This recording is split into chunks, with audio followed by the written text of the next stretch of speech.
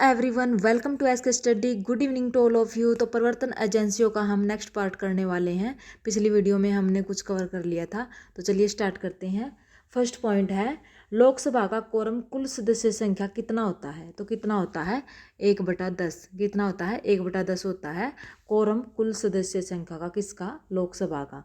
Next point है, संविधान में मूल कर्तव्यों से संबंधित प्रावधान किस समिति की संस्तुतियों के आधार पर सम्मिलित किया गया है? तो किस समिति की? तो ये है स्वर्ण सिंह समिति। कौन सी समिति है? स्वर्ण सिंह समिति। नेक्स्ट पॉइंट है, संविधान का अनुच्छेद 324 किससे संबंधित है? तो ये है चुनाव आयुक्त के अधिकारों से। किससे? चुनाव आयुक्त के अधिकारों से संबंधित है अनुच्छेद 324। इंपॉर्टेंट है ये। नेक्स्ट पॉइंट है, किस संवैधानिक संशोधन विधेयक द्वारा लोकसभा के कार्यकाल को 6 वर्ष से 5 वर्ष कर दिया गया? यानी कि पहले कितना था लोकसभा का कार्यकाल? 6 वर्ष था और 5 वर्ष कर दिया गया। किस संशोधन द्वारा? तो 44वें संशोधन द्वारा। किस द्वारा? 44वें संशोधन द्वारा इसका कार्यकाल 5 वर्ष कर दिया गया। किसका? लोकसभा का। नेक्स्ट पॉइंट है, भारतीय संविधान के किस भाग में नागरिकता का प्रावधान है? तो किस भाग में है? भाग 2 में। किस में है? भाग 2 में है नागरिकता का प्रावधान। नेक्स्ट पॉइंट है, संविधान के किस संशोधन द्वारा भारतीय संविधान की प्रस्तावना में समाजवादी शब्द जोड़ा गया था? जो हमारे भारतीय संविधान की प्रस्तावना है उसमें समाजवादी वर्ड जब जोड़ा गया तो कौन सा संवैधानिक संशोधन हुआ था? तो ये हुआ था 42वां। कौन सा? 42वां हुआ था। नेक्स्ट, भारतीय संविधान में आपातकालीन की अवधारणा किस देश से ली गई है? किसकी? आपातकाल की। किससे ली गई है? जर्मनी से। किससे ली गई है? जर्मनी से। आपातकाल की जर्मनी से ली गई है अवधारणा। नेक्स्ट पॉइंट है, केंद्र या राज्य में जारी किया हुआ अध्यादेश कितने दिन के भीतर संसद की दोबारा बैठक में अनुमोदित हो जाना चाहिए? कितने कितने सप्ताह के भीतर? कितने टाइम के भीतर? तो ये है 6 सप्ताह के भीतर। 6 सप्ताह के भीतर केंद्र राज्य में जारी किया हुआ अध्यादेश जारी होना चाहिए। किस में? 6 सप्ताह में। नेक्स्ट पॉइंट है, संविधान सभा के सदस्यों को किसने प्रत्यक्ष रूप से निर्वाचित किया है? प्रांतों की विधानसभाओं ने। किसने किया है? जो प्रांतों की विधानसभा होती है उन्होंने निर्वाचित किया है। नेक्स्ट पॉइंट है, किस वर्ष गोवा सहित अन्य पुर्तगाली बस्तियों को भारतीय संघ का राज्य क्षेत्र बनाया गया था? तो किस वर्ष? 1962 में। कब बनाया गया था? 1962 में। किसको? गोवा सहित अन्य पुर्तगाली जो बस्तियां थी उनको भारतीय संघ का राज्य क्षेत्र बना दिया गया था सन 1962 में। नेक्स्ट पॉइंट है, पहला संवैधानिक संशोधन अधिनियम कब बना? तो ये बना था 1951 में। संवैधानिक संशोधन फर्स्ट कब बना था? 1951 में। पहला संवैधानिक संशोधन 1951 में। किस सामाजिक बुराई को दूर करने के लिए शारदा एक्ट बनाया गया था? ये है बाल विवाह। बाल विवाह के लिए बनाया गया था शारदा एक्ट। नेक्स्ट पॉइंट है, अप्रत्याशित व्ययों की पूर्ति के लिए भारत की आकस्मिक निधि से कौन धन निकाल सकता है? यानी कि किसको है ये अधिकार कि वो धन निकाल ले? तो ये है राष्ट्रपति के पास। राष्ट्रपति आकस्मिक निधि से धन निकाल सकता है, और कोई नहीं। आगे पढ़ लेते हैं होमगार्ड के बारे में। फर्स्ट पॉइंट है, गृह रक्षक दल एक स्वयंसेवी बल है। कैसा है ये? स्वयंसेवी बल है। इसका गठन कब हुआ था? दिसंबर 1940 में। दिसंबर 1940 में इसका गठन किया गया। किस उद्देश्य से? जो सांप्रदायिक दंगे होते हैं, नागरिक अशांति पर काबू पाने में पुलिस की सहायता करने के लिए इसका गठन किया गया था सन 1940 में। कब? 1940 में किया गया था होमगार्ड का गठन। इसके बाद अनेक राज्यों ने नागरिकों के स्वयंसेवी संगठनों की अवधारणा को लागू कर दिया था। अनेक राज्यों में ये अवधारणा लागू हो गई थी। 1962 में चीनी हमले के बाद, चीन ने हमला किया था। कब? 1962 में।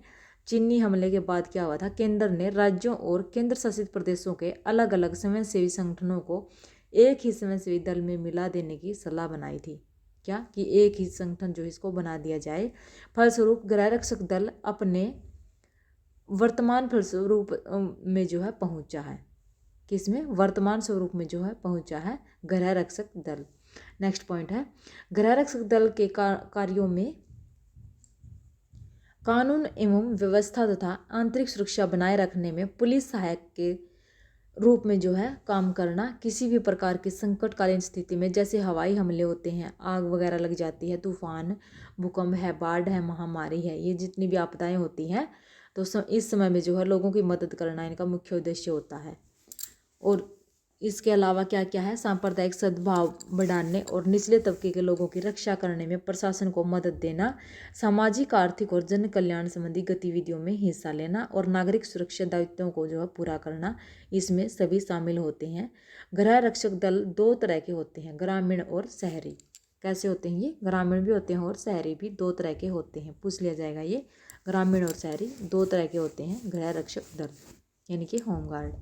नेक्स्ट पॉइंट है, सीमावर्ती प्रदेशों में गृह रक्षक दल की सीमा विंग के रूप में जो है बटालियन बनाई गई है। क्या बनाई गई है? बटालियन बनाई गई है, जो सुरक्षा बलों के सहायक के रूप में जो है काम करती हैं।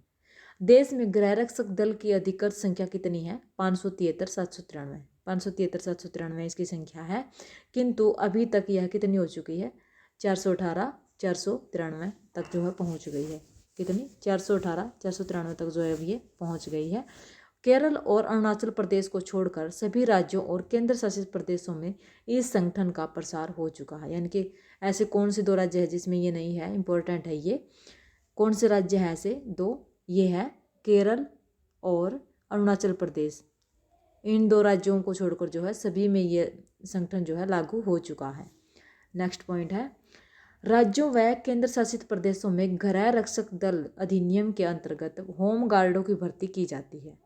किसकी? होमगार्डों की भर्ती की जाती है। गृह रक्षक दल में समाज के विभिन्न प्रतिनिधि समूहों से भर्ती की जाती है, जैसे डॉक्टर है, इंजीनियर है, वकील, अध्यापक, व्यवसायी, सरकारी कर्मचारी, सार्वजनिक तथा निजी क्षेत्र में कार्यरत कर्मचारी, महाविद्यालयों में पढ़ रहे छात्र, कृषि औद्योगिक क्षेत्र में श्रमिक आदि जो है समाज सुधार के लिए अपना खाली समय जो है इस टाइम इसको जो है दे सकते हैं, इस संगठन को दे सकते हैं अपना खाली टाइम, यानी कि ये सभी सदस्य है।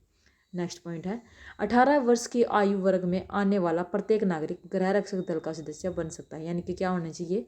18 वर्ष पूरे होने चाहिए, तब वह क्या है? गृह रक्षक दल का जो है सदस्य बन सकता है। प्रत्येक सदस्य की कार्य अवधि सामान्यतः 3 से 5 वर्ष की होती है। कितनी होती है? 3 से 5 वर्ष इसका कार्यकाल होता है। इसके सदस्यों को जो है कई प्रकार की सुख सुविधाएं दी जाती हैं। बहुत सारी सुख सुविधाएं मिलती हैं इनको, वर्दी है, धुलाई भत्ता है, प्रशिक्षण के दौरान मुफ्त आवासीय सुविधाएं हैं, साहसपूर्ण गौरवशाली कार्य और करने पर नगद पुरस्कार, पदक दिए जाते हैं। यानी कि ये सब इनको मिलता है फ्री में। नेक्स्ट पॉइंट है, गृह रक्षक को जो है कार्य या प्रशिक्षण के लिए बुलाए जाने पर नियत दर के अनुसार कार्य या प्रशिक्षण भत्ता दिया जाता है। संगठन में रक्षक दल के रूप में जो है 3 साल तक कार्य पूरा करने वाले बुनियादी तथा अधपतन पाठ्यक्रम के अंतर्गत प्रशिक्षित लोगों को केंद्र सरकार की वर्ग गैर तथा गैर सेवाओं और राज्य सरकारों की अधिकतर सेवाओं में नियुक्ति के लिए प्राथमिकता दी जाती है। कौन से वर्ग में? गैर और गैर में। कानून एवं व्यवस्था कायम रखने, अपराधों की रोकथाम, डाकुओं के खिलाफ अभियान, सीमा चौकसी, बाढ़ग्रस्त क्षेत्रों में राहत कार्य और मद निषेध, अग्निशमन, चुनावों की देखरेख और समाज कल्याण जैसे कार्यकलापों में जो है पुलिस का हाथ बटाने के लिए गृह रक्षक दल का उपयोग जो है बढ़ता जा रहा है। इन सब कार्यों के लिए राष्ट्रीय संकटकालीन स्थिति में नागरिक सुरक्षा का भार भी जो है गृह रक्षक दल को सौंपा गया है। किसका?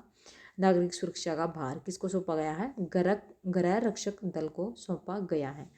नेक्स्ट पॉइंट है, गृह रक्षक दल की जो है भूमिका व लक्ष्य से संबंधित नीति निर्माण करने, इनके प्रतिष्ठानों का आर्थिक भार वहन करने, मुख्य विषयों से संबंधित नीति निर्धारण गृह मंत्रालय करता है। कौन करता है ये? गृह मंत्रालय ये काम करता है। राज्य सरकारों द्वारा गृह रक्षक बल पर जो है किए गए व्यय जो कि केंद्र सरकार द्वारा निर्धारित स्तर के अनुरूप होते हैं को केंद्र व राज्य सरकारें आधा आधा बांट लेती हैं। यानी कि केंद्र और राज्य सरकारों में इसको क्या किया जाता है? हाफ हाफ कर दिया जाता है। इसके इंपॉर्टेंट फैक्ट है, कुछ कर लेते हैं। फर्स्ट पॉइंट है, लोकसभा सदस्यों को शपथ कौन ग्रहण करवाता है? किसको?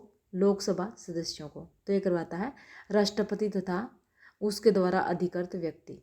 राष्ट्रपति और उसके द्वारा अधिकृत व्यक्ति जो क्या करवाते हैं, इसको शपथ ग्रहण करवाते हैं। किसको? लोकसभा के जो सदस्य होते हैं उनको। इंपॉर्टेंट है, ये याद रखना है। राष्ट्रपति या उसके द्वारा अधिकृत व्यक्ति। नेक्स्ट पॉइंट है, भारतीय संविधान के किस अनुच्छेद में मौलिक कर्तव्यों की चर्चा की गई है? तो ये की गई है अनुच्छेद 51A में। किस में की गई है? अनुच्छेद 51A में मौलिक कर्तव्यों की चर्चा हुई है। संविधान के किस संशोधन द्वारा संपत्ति के अधिकार को मूल अधिकारों की श्रेणी से निकाल दिया गया है?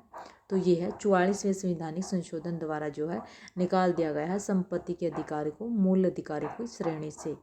किसके द्वारा? 44वां संविधान संशोधन द्वारा। नेक्स्ट पॉइंट है, स्वतंत्र भारत में राज्यसभा के प्रथम सभापति कौन थे? तो ये थे डॉक्टर सर्वपल्ली राधाकृष्णन। कौन थे? डॉक्टर सर्वपल्ली राधाकृष्णन थे राज्यसभा के प्रथम सभापति। स्वतंत्र भारत के प्रथम लोकसभा अध्यक्ष कौन थे? तो ये थे गणेश वासुदेव मावलंकर। गणेश वासुदेव मावलंकर लोकसभा के प्रथम अध्यक्ष थे। किसके? लोकसभा के प्रथम अध्यक्ष गणेश वासुदेव मावलंकर। नेक्स्ट पॉइंट है, जम्मू कश्मीर को संविधान के किस अनुच्छेद के अंतर्गत विशेष दर्जा प्राप्त है? तो यह है अनुच्छेद 370 के अंतर्गत। किसके? अनुच्छेद 370 के अंतर्गत जो है जम्मू कश्मीर को संविधान के जो है अनुच्छेद के अंतर्गत दर्जा प्राप्त है। किसको? जम्मू कश्मीर को अनुच्छेद 370 के अंतर्गत। पंचायती राज प्रणाली किस पर आधारित है? तो यह है सत्ता के विकेंद्रीकरण पर। किस पर आधारित है? सत्ता के विकेंद्रीकरण पर आधारित है पंचायती राज प्रणाली। नेक्स्ट पॉइंट है, पंचवर्षीय योजना का अनुमोदन तथा पुनर्निरीक्षण किसके द्वारा किया जाता है? तो राष्ट्रीय विकास परिषद द्वारा किया जाता है। पंचवर्षीय योजना का अनुमोदन और पुनर्निरीक्षण राष्ट्रीय विकास परिषद के द्वारा। नेक्स्ट पॉइंट है, संविधान के 7वीं अनुसूची के अंतर्गत जो केंद्रीय सूची है उसमें कितने विषय हैं? तो ये है 97 विषय। किस सदस्य द्वारा किसी अन्य सार्वजनिक महत्व के विषय पर विचार करने के लिए सदन की चल रही वर्तमान कार्यवाही बंद करने का प्रस्ताव क्या कहलाता है? तो ये कहलाता है काम रोको प्रस्ताव। क्या कहलाता है? काम रोको प्रस्ताव। नेक्स्ट पॉइंट है, संविधान के अनुच्छेद 75 में किसके बारे में चर्चा हुई है? तो ये हुई है मंत्रिपरिषद के बारे में। किसमें? मंत्रिपरिषद की चर्चा हुई है अनुच्छेद 75 में। नेक्स्ट पॉइंट, विधान परिषद की कुल सदस्य संख्या कितना भाग विधानसभा से चुनकर जो है आता है? 1/3 भाग विधानसभा से चुनकर आता है। किसका? विधान परिषद का 1/3 भाग। नेक्स्ट पॉइंट, किस अनुच्छेद के अंतर्गत राष्ट्रपति का निर्वाचन होता है? तो ये होता है अनुच्छेद 54 के अंतर्गत। किसके अंतर्गत? अनुच्छेद 54 के अंतर्गत राष्ट्रपति का निर्वाचन होता है। आगे है अग्निशमन सेवाएं। अग्निशमन राज्यों का विषय है। किसका विषय है? ये इंपॉर्टेंट है, ये पूछ लिया जाएगा कि किसका विषय है ये, केंद्र का है, राज्य का है, या फिर किसका विषय है ये? तो ये है राज्य का विषय है अग्निशमन। अग्निशमन सेवाएं राज्यों तथा केंद्र शासित प्रदेशों द्वारा संचालित की जाती हैं। केंद्र शासित प्रदेशों और राज्यों द्वारा संचालित की जाती हैं। गृह मंत्रालय अग्नि सुरक्षा, आग बुझाने और अग्निशमन संबंधी कानून के बारे में राज्यों, केंद्र शासित प्रदेशों और केंद्रीय मंत्रालयों को तकनीकी सलाह देता है। यानी कि तकनीकी सलाह जो है इसको दी जाती है। राज्यों में अग्निशमन सेवाओं को आधुनिक बनाने के लिए गृह मंत्रालय उन्हें वित्त मंत्रालय के बीमा प्रभाग के माध्यम से सामान्य बीमा निगम के ऋण उपलब्ध करवाता है। यानी कि वित्त मंत्रालय के बीमा प्रभाग के माध्यम से, किसके माध्यम से? बीमा जो भाग होता है उनका, उसके माध्यम से सामान्य बीमा निगम के ऋण जो है उपलब्ध करवाता है गृह मंत्रालय। नागपुर स्थित राष्ट्रीय अग्निशमन सेवा कॉलेज कहाँ पे स्थित है? ये नागपुर में स्थित है राष्ट्रीय अग्निशमन सेवा कॉलेज। भारत में अग्निशमन सेवा अधिकारियों के लिए विभिन्न प्रकार के प्रशिक्षण पाठ्यक्रम संचालित करता है और यह दक्षिण पूर्वी एशिया में अपनी तरह का एकमात्र कॉलेज है। अपनी तरह का सिर्फ एकमात्र ही कॉलेज है दक्षिण पूर्व एशिया में जो विदेशों के अग्निशमन अधिकारियों को प्रशिक्षण देता है। यानी कि विदेशों के जो अग्निशमन अधिकारी होते हैं उनको भी प्रशिक्षण यहीं पे दिया जाता है। हर वर्ष 14 अप्रैल से जो है अग्निशमन सप्ताह मनाया जाता है। कब से? 14 अप्रैल से। याद रखनी है डेट, 14 अप्रैल से अग्निशमन सप्ताह मनाया जाता है। यह उन अग्निशमन सेवाओं की याद में मनाया जाता है जो अपने कार्य के दौरान वीरगति को प्राप्त हो गए थे। यानी कि जो वीरगति को प्राप्त हो गए थे कार्य के टाइम पे, उनकी याद में जो है इसको मनाया जाता है। गृह मंत्रालय द्वारा जो है इस पोस्टर को जो है स्लाइड तैयार कराने और उनके वितरण पर हर साल 2 लाख रुपए से अधिक धन खर्च किया जाता है। कितना किया जाता है? 2 लाख रुपए से अधिक धन खर्च किया जाता है। अपराध विज्ञान तथा न्याय शास्त्र संबंधी राष्ट्रीय संस्थान। फर्स्ट पॉइंट है, अपराध विज्ञान तथा न्याय शास्त्र संबंधी जो है राष्ट्रीय संस्थान की स्थापना कब हुई थी? तो ये हुई थी 1971 में। कब हुई थी? 1971 में हुई थी। इन क्षेत्रों में अनुसंधान और प्रशिक्षण कार्य शुरू करने के उद्देश्य से की गई थी। यह संस्थान आपराधिक न्यायिक प्रणाली के कार्यकर्ताओं के लिए जो है समन्वित सेवाकालीन प्रशिक्षण आयोजित करता है। नेक्स्ट पॉइंट है, देश भर के सरकारी विभागों और सार्वजनिक क्षेत्र के उपक्रमों पड़ोसी देश से आए अधिकारियों के लिए इस संस्थान में अल्पावधि और दीर्घावधि के अभिविन्यासात्मक परस्पर अतिक्रियात्मक व्यावसायिक पाठ्यक्रम आयोजित किए जाते हैं। यानी कि ये सब आयोजित किया जाता है किसके लिए? जो विदेशों से आए हुए हैं सदस्य, उनके लिए, अल्प कम अवधि के लिए या फिर ज़्यादा अवधि के लिए जो भी आए हुए हैं। अपराध विज्ञान और न्याय शास्त्र संकायों में वर्ष भर प्रशिक्षण पाठ्यक्रम चलाए जाते हैं। यानी कि उनको पूरे वर्ष जो है प्रशिक्षण दिया जाता है। यह संस्थान केंद्र सरकार के विभिन्न मंत्रालयों और अन्य विभागों, विश्वविद्यालयों, बैंकों और नशीले पदार्थों के नियंत्रण ब्यूरो को भी परामर्श सेवाएं उपलब्ध कराता है। किसको? बैंकों और नशीले पदार्थों के नियंत्रण ब्यूरो जो होता है नशीले पदार्थों का, उनको भी जो है ये सेवाएं उपलब्ध करवाता है। अगला है हमारा केंद्रीय औद्योगिक सुरक्षा बल। क्या है? केंद्रीय औद्योगिक सुरक्षा बल, सेंट्रल इंडस्ट्रियल सिक्योरिटी बल जो है, फोर्स, इसकी फुल फॉर्म है क्या है? Central industrial security force. First point है, रांची और दुर्गापुर स्थित केंद्रीय सरकार के औद्योगिक प्रतिष्ठानों में अव्यवस्था और आगजनी के मामलों पर न्यायमूर्ति बी मुखर्जी की रिपोर्ट की स्वीकृति के पश्चात केंद्रीय औद्योगिक सुरक्षा बल की स्थापना कब की गई थी? ये की गई थी 1968 में। 1968 में की गई CISF की स्थापना। कब? 1968 में की गई थी। लगभग 3000 कार्मिकों के साथ आरंभ हुए थे। इसमें स्टार्टिंग में कितने थे? 3000 कार्मिक थे। इस बल में अब 88,600 से भी अधिक सुरक्षाकर्मी जो है शामिल है। कितने हैं? 88,600 सुरक्षाकर्मी जो है इसमें शामिल है। नेक्स्ट पॉइंट है, इस बल पर केंद्रीय सरकार के औद्योगिक परिसरों में काम करने वाले कारीगरों और वहां की संपत्ति को सुरक्षा प्रदान करने की जिम्मेवारी है। यानी कि ये जिम्मेवारी इसके ऊपर है। यह बल 1968 के केंद्रीय औद्योगिक सुरक्षा बल अधिनियम और 1969 के केंद्रीय औद्योगिक सुरक्षा बल नियमों के अधीन तैयार की गई नियमावलियों द्वारा संचालित होता है। किसके द्वारा? 1968 और 1969 के अंतर्गत। इस समय यह बल सार्वजनिक क्षेत्र के 221 उपक्रमों में कार्य कर रहा है। कितने में? 221 उपक्रमों में कार्य कर रहा है। इनके अलावा 9 अन्य उपक्रमों में भी इसे तैनात करने की योजना बनाई जा रही है। सरकार ने एक नई रिजर्व बटालियन गठित करने की मंजूरी दी है। यानी कि एक नई रिजर्व बटालियन गठित की जाए, उसकी मंजूरी सरकार ने दी है। यह इस बल की 7वीं बटालियन होगी। कौन सी होगी? ये 7वीं बटालियन होगी और अस्थायी रूप से गाजियाबाद में तैनात की जाएगी। कहाँ पे तैनात की जाएगी? ये गाजियाबाद में तैनात की जाएगी। अगला है कारागार। कारागार में क्या है? भारतीय संविधान के अंतर्गत कारागार राज्यों का विषय है। किसका विषय है? ये भी राज्यों का विषय है। कारागार राज्यों का विषय है।